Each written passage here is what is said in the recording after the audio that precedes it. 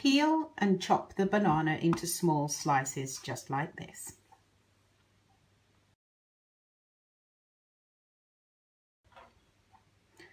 Place the banana in a bowl, add the almond butter and stir.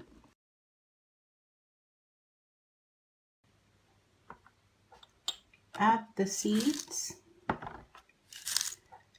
and the raisins or currants and stir. A good stir so it's all combined.